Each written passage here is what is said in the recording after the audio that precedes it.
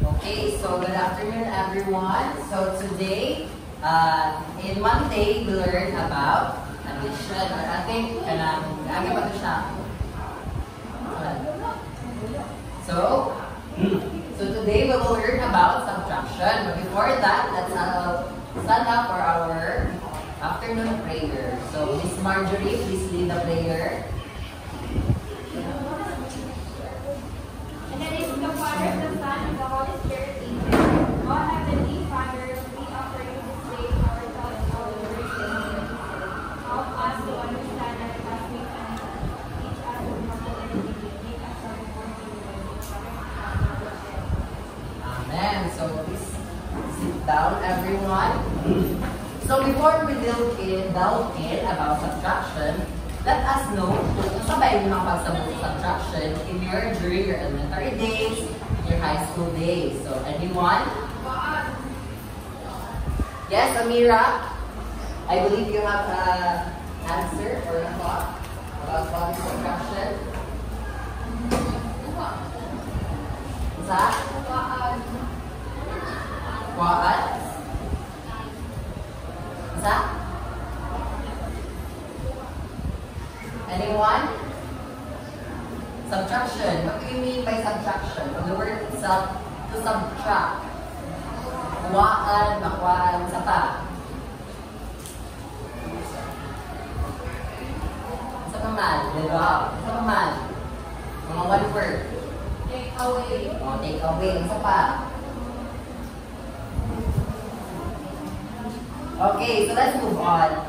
So, the definition of subtraction, so according to the Act, so when we say subtraction, is taking away one object from another of set of objects. At what as what Merca said, kanina nga taking away. So,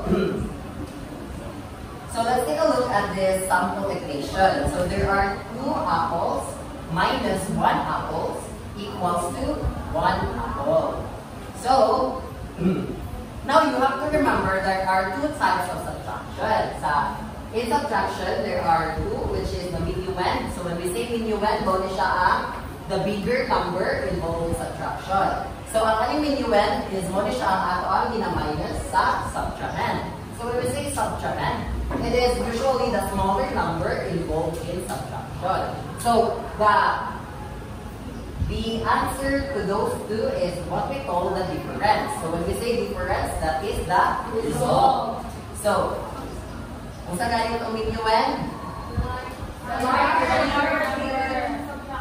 Nya ang subtrahend? Nya ang kung sa itong pag-equals na ilang answer? Difference. That is difference. So according to development and research in early math education or TREAM, addition and subtraction are useful for many activities of everyday life. So, addition and subtraction is really an important aspect of our life. It is because, as we progress, is so very important to the math sa atin, especially addition and subtraction. So, like setting the table. So, let me ask you, madapit ang setting the table sa mga activities for everyday life. So, let's have a word number. Ano siya? Asan grupo ang gani? Sige, wala lang. Hindi na lang. Ano lang? Dahil kung ang... Wala lang 1. Wala hindi niya 1. Wala ang 2. Apit ka may 3. 3 mo ha? 4 na lang mo talaga. Okay, so let's have other number. Number 3. Yes, here you go. So, meron natin man ang setting the table in the activities of everyday life. Based on what you understand or based on what you comprehend or anything. So, setting the table. Everyday activities man siya ba? Hindi ka na magbutang plato, magbutang bagusan, ano ba? Ano ba yung solution? Nasa lagi siya ito kami. Ako, di ba na ako ba may kagay?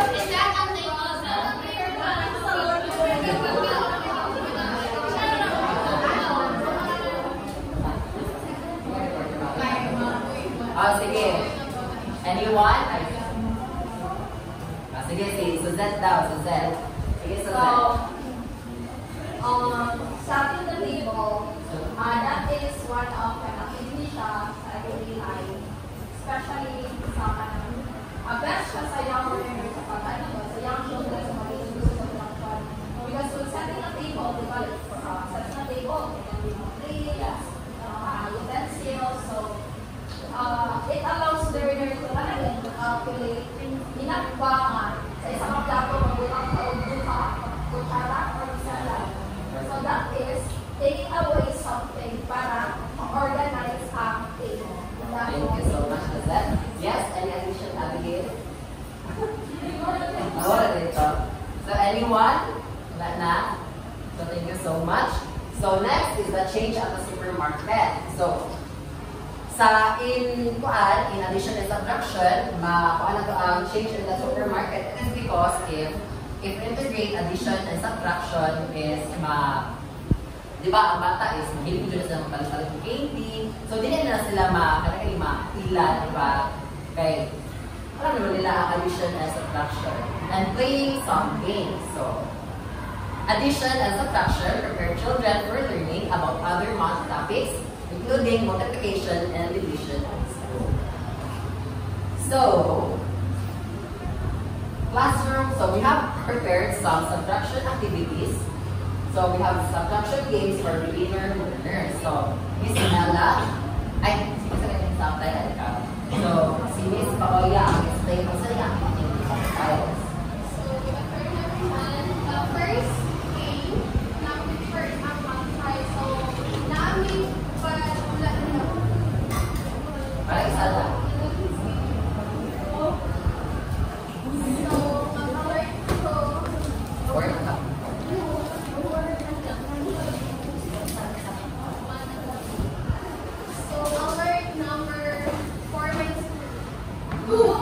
yes, my kids. Ay, di na pala ako.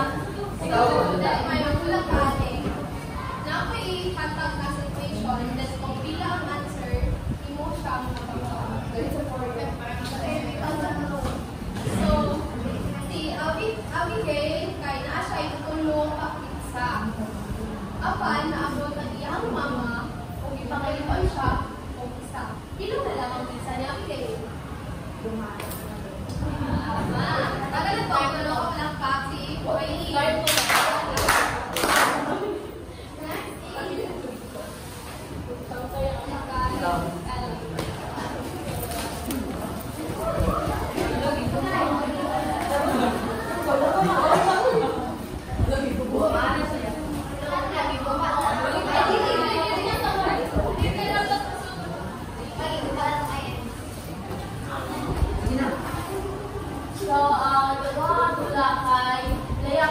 game of around the world. So, same siya kung dulang akong mag-circle, no?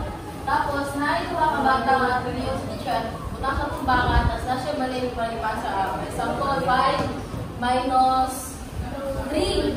So, 2 ang answer, yung tubag. So, ang lipot siya, 2 ka tao, tapos kaduha ka tao na iyakang nakuha na, is mo kayong itulad sa something object na iyakang ituan. Sabi tayo. Dak goose. Ha? So next, Asunya.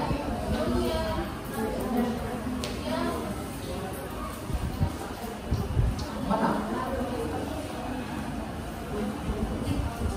Ako rin ako ay nakulong activities at some subtraction bowling. Craft a bowling set or a set of plastic cups on a paper towel, rolls, then bring ball and ball. Have your student know how many pins or money of pins. So count out pins. Then are standing up before each row. Then count how many they knock over and solve them to determine how many are still standing. This helps students visualize subtraction and they have class bowling in class. So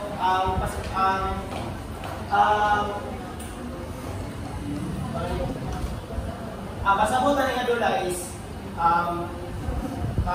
set up tag mga bata diha may paligya, then naay mga community kanang pins, so ang pins is a cup, so i-arrange siya by 10 cups, arrange siya gikan sa amin na po sa may kanya maglupot ang bata o towel, then i-roll nila. If maigo nila o pila ang natumba sa bata, isulat nila, kaya minus sila sa 10. So next, we have trying singing a song as a class. So I have a question here. So why does we need to integrate song in our activities or in our about the topic? So let's have other number 3. Yes, Sheta. Why does we need to integrate song or mga sa ato activities or song about our topic? So why does it? It is needed because I can make children more kanang ma-interact sila sa klase pa, and also para kanang ma-remember lang nila kay if ma-interact sila sa usa ka butang kay mabalik-balik na sila hautok, and that's it kanang dili nila maligdan o yung mga di-discuss. Okay, so thank you so much. Any more? Yes, Mark. Mark. Why does we need to integrate songs in activities, in our topic? It is important to integrate song in our topic because we know that the nature of a student is they like sing songs, and especially if the children is the song they sing that day is that song is influenced to their brain, so they tend to sing it till they go to their home. That's why singing I integrating song in a subject that retain the topic, and then the topic will also help them to apply in a real world scenario. Okay, so thank you so much. All of your answers are correct. Thank you. So songs will have a way of helping concept. And there are many great songs that involve subtraction. So one of the great examples of a song is Five Little Monkeys. I think I kanang nakadumutuman yung kanta nga Five Little Monkeys, right? Yes. Five little monkeys, hungry on the bed. Mama told the doctor and the doctor said.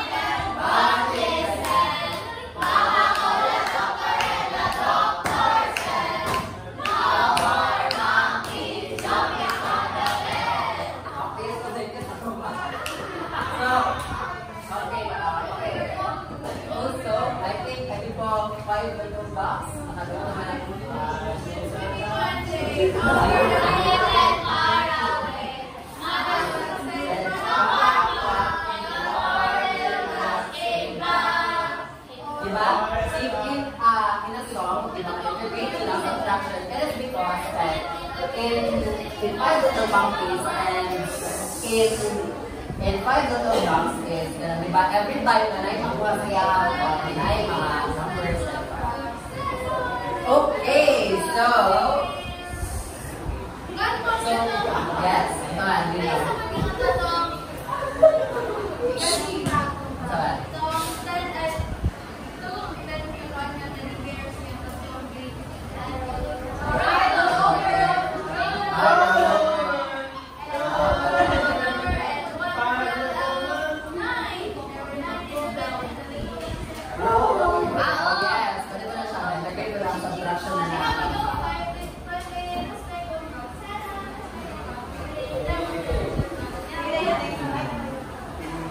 So we have our first structure, which is the partitioning and takeaway. So anyone what is your prior knowledge about the partitioning and takeaway? So let's have alert number. Alert number 1 minus 3.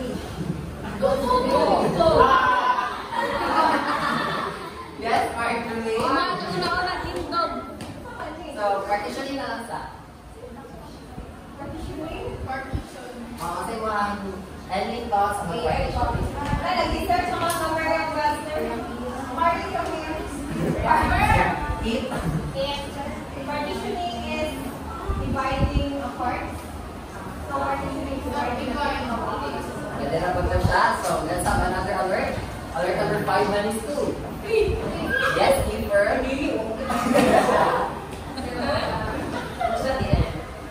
Partitioning. Kasi po ang muna sa partitioning. Sa partitioning.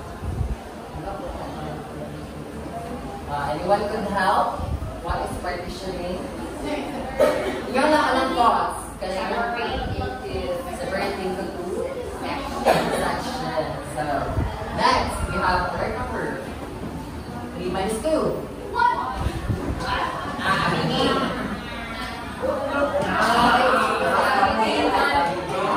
Abigail, so what are your thoughts or what are your knowledge about takeaway? Iwaan. Iwaan. Isa pa. Isa pa. Takeaway. Minusan. So anyone? Any more? No more. So, most of the daily partitioning and takeaway. So, in subtraction structure 1, this is the partitioning and takeaway. So, in partitioning, when we say partitioning, it is breaking down large number into smaller units. So, I have a example here. So, an example is, we have 35 kbs minus 24 kbs. So, it is equivalent to 11 kbs. So, kung saan na tuloy siya pag-solve? So, ilan siya pag-solve? So, we have our first solution. So, our first solution is 35 minus 24. So, what is the answer?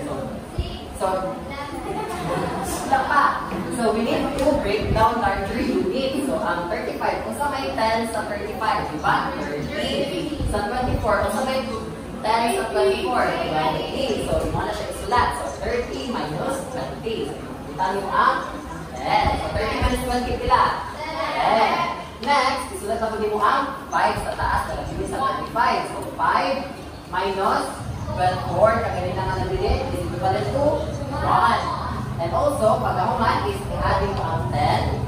Tapos, plus 1. That is equivalent to 10. So, there is also a second solution in getting a partition.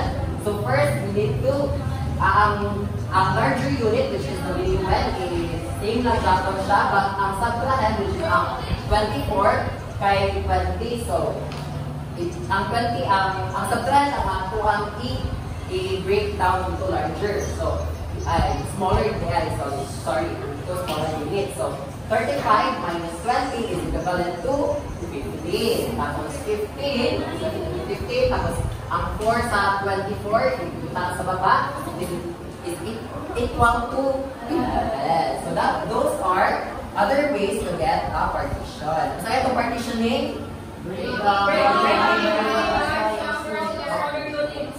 next is we have takeaway. So when we say takeaway, it is that to reduce a quantity by removing a part of it. So let's take an example of this one. So story na ako siya ha. So Ella has 4 candies, but Marjorie came and nangaya siya og duha. So ato sa kaya tuminyuman dira ang 4. Ato subtrahen. Atong difference? So, 4 minus 2 candies equals to 2 candies. So, wala na siya ang takeaway and partition. So, ganito takeaway? Reduce. Isa pa? 1.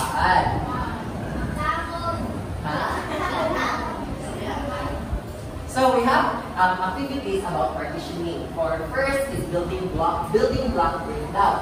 So, give children 5 to 10 blocks and ask them to split or to partition.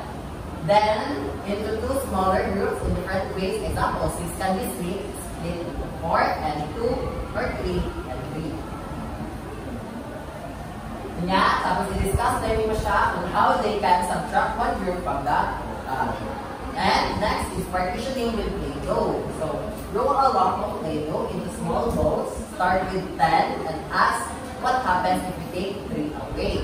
And have kids specifically remove the pieces and count what's left. Maganda siya ang sa partition. And next is we have the taking away activities for children, which is the pinch and take away. So, how to play? Start with 10 pom-poms in a cup, give the child a number card, example, take away 3. This increases they remove 2 pom-poms and count how many are left and repeat with different numbers. Next is snack subtraction. So, ang snack subtraction, we use small snacks, crackers, oranges, etc. But, actually, yung example nila is grapes, but di ba, ni Mariel is really applicable ang grapes, hindi pa siya cup. And also start with 5 and then siya 10, eat 2 and count how many are left. So, repeat with different amounts. So, ang snack subtraction is, hindi lang siya in a fun, engaging way, but also makabusog po siya sa mga natin. So, next is we have our structure 2, which is the comparison of a set, which will be performed by Ms. Bang. Thank you so much for listening. So the next structure is comparison of a set. So, in your own opinion or understanding, kung saan ang comparison of a set? Alert number 3 minus 1. My goodness, in your own comparison of a set, when we relate to this subtraction, it gives a comparing the bigger number to a smaller number, wherein the result is the difference. So, comparison, this refers to the process of comparing the quantities of two sets of objects, which is determined kung nato ang ilahang differences. So, ang kining comparison of a set kay lahit ni siya sa taking away. Kaya ang kining comparison of a set, ang ato ang pinapalita dili akay. Ato ginapalita mo dili ako, pila ang pinakadaghan o unsa nga set ang pinakadaghan, compare na to ang objects, then i-determine na to kung ang objects ang pinakadaghan o unsa po nga objects ang pinakagamay. So, ang example na natin is killing 6 cookies and 3 donuts. So, na-siya yung 6 cookies minus 3 donuts. So, ang set A kay 6 cookies while the set B is 3 donuts. So, ang mas pinakadaghan mo set A. What is set A or ang set B? Set A. So, ang 6. So, para ano na siya into subtraction, 6 minus 3 equals 3. Another activity. Next is the comparing toy animals. So, first is separate the toy animals, which is mga mas nakapagay ko. Then, have the children arrange the animals in each group, which is the set A and the set B. Then, mag-ask ka sa children if pila ka po ang ilang ibutang. For example, sa set A, ang ibutang ni Elgen nga cat is 6. While sa set B, ang ilang ibutang nga dog kay 3. So, i-ask mo siya if pila kung unsa nga set or unsa nga column ang pinakadaghan, ang set A ba or ang set B. Then, i-ano mo siya ito subtraction nga kung pila ka cat, ilang ibutang, which is 6. Then, ang dog na 3, minus mo ang 6 minus 3 equals 3. Next activity. Comparing fruits now. First, prepare plates with place small amount of good types of fruit snacks on each child's plate. Then make sure the quantities are different. Then of each type, ask children to count how many of each type of fruit snacks they have. Next is the third structure, which is the complement of a set. So, unsa sa inyo work? In your own understanding or own opinion, unsa ang complement of a set? Anyone? So, alert number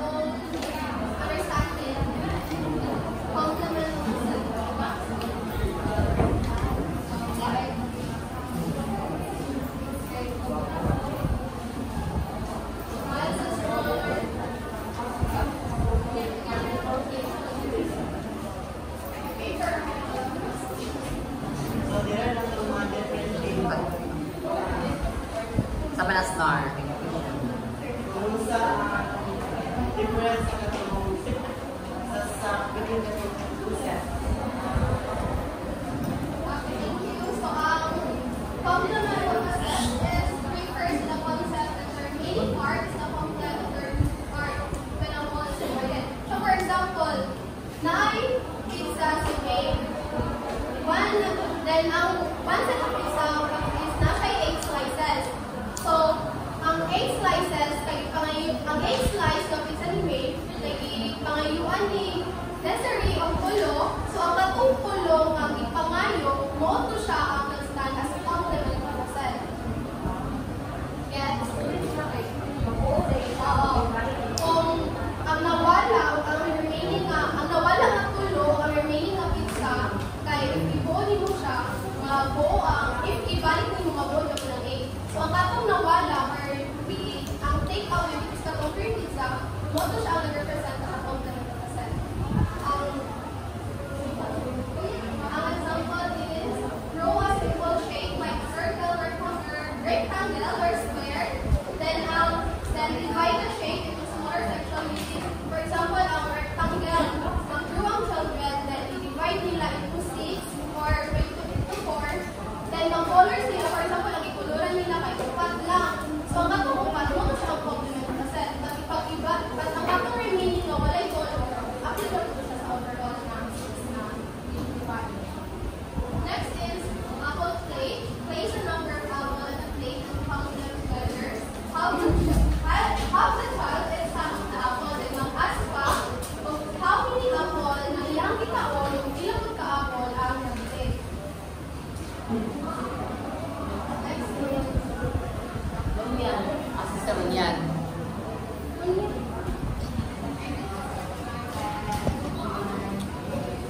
Reduction counting.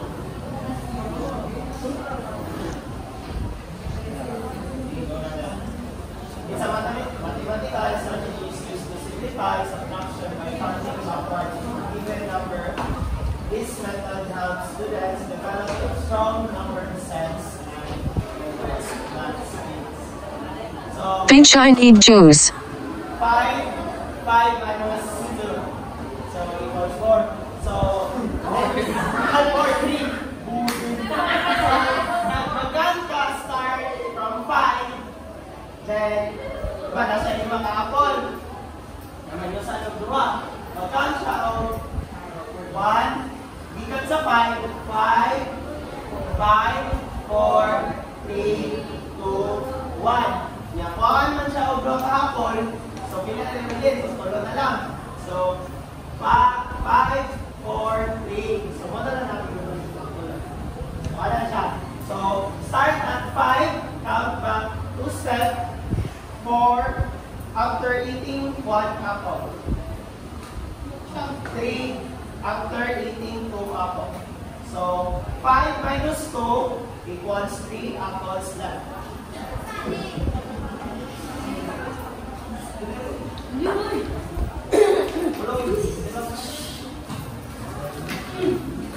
So, gagawin number 1. So, meron siya ang structure 5, the inverse, addition, and yes.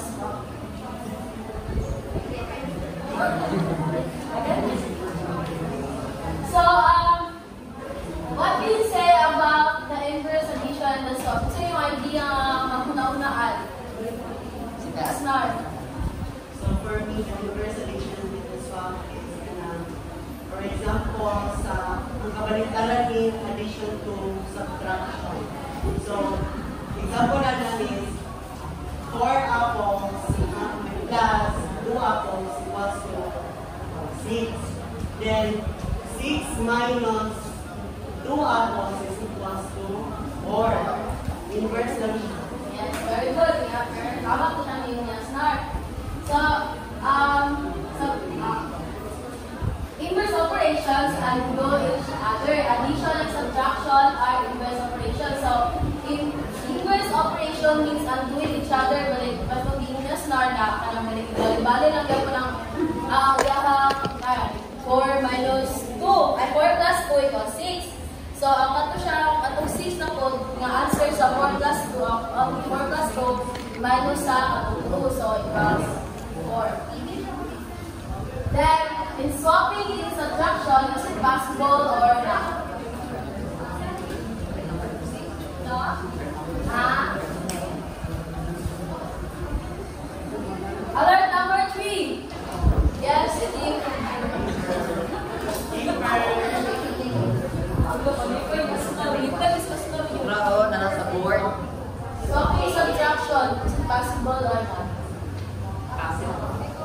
you Why? sure? Guys, are you sure? Subtract. No. Possible siya in terms na if tahay. Hindi siya possible kay pag mag-subtract ka na nun, ay ka ng more than number, ay ka na less than number. So pag ibalihon na to, i-subtract mo kung tahay 5 minus 3, so ibalihon naman 10 minus 5, so answer na negative. So pwede siya mag-subtract pero ang answer ay negative. So, possible condition. That possible. Then, we have this commutative property. Bato na possible subtraction is swapping. Kaya sa addition siya, muna siya example 5 plus 3 equals 8, then 3 plus 5 equals 8. Then subtraction ko siya is negative din siya kasi sa ikaluha. Then, commutative property refers to a property in mathematics where the order of operations does not change the result. This property applies to certain operations like addition and multiplication. So gusto ko rin balik-balik itong numbers is parang sinigyan ko ng iyang answer in addition and multiplication. Then, for example, you put on shoes first, then socks. You mean nothing siya or delay? No. Yeah, no. Yan naman, Sunshine. Defend your answer. Sunshine, defend your answer. Kaya nag-move ka.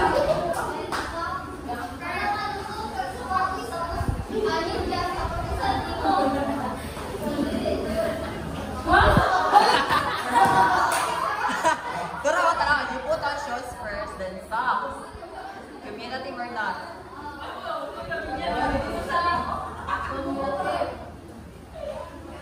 So, for example, ang kanang subtraction, possible yung siya swapping, pero yung part is addition o subtraction, dapat siya swapping.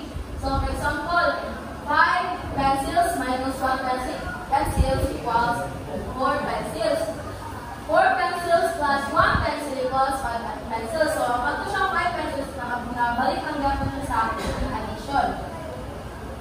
So, the sample activity, number 1 cups, materials, and paper cups, marker, popsicles, or straws.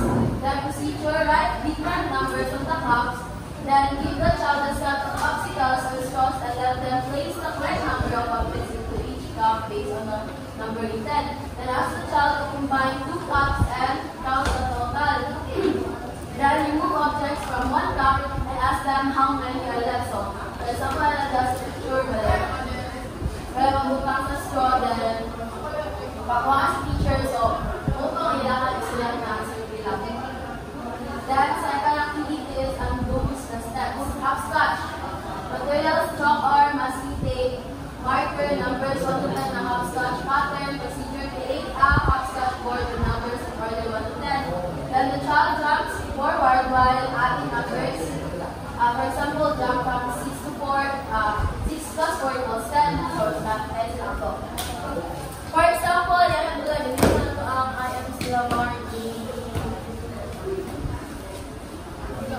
Lali ko dito mag-ulang. Wala na, sige, bird lang. Lali, please.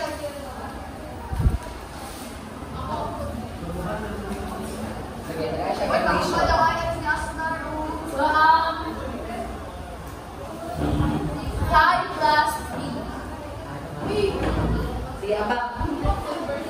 Lama ka ba? 1, 2, 3, 4, 5, 6, 7, 8. Then 8 minus 8 minus 5, balik. Sige, count. 1, 2, 3, 4, 5. Yan na siya, hopscotch. Ganyan siya. Then, Wala na siya, saan that's ba? okay. Okay, so everyone get a 1/4 sheet of paper. Kayo mag-please me. Dapat 8 minutes. Ako may minutes na matuwa.